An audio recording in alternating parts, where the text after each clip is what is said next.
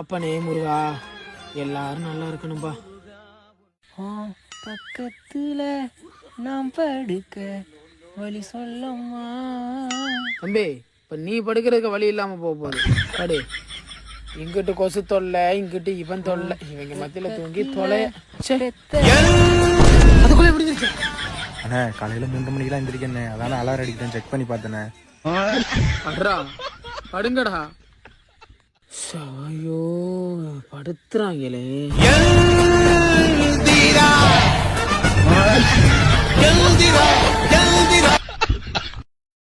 நீ ஒன்னும் கவலைப்படாத செல்லம், நான் இருக்கேன். நான் இருக்கேன்டா இங்க. உண்மகளே தேவியம்மா, ஒப்பன காளியம்மா, ஆடங்குடி நாடியம்மா, அறம் தாங்கி வீரம்மா காளியம்மா, அகிலமெல்லாம் உண்டாச்சி அம்மா உங்கள் நல்லாட்சி.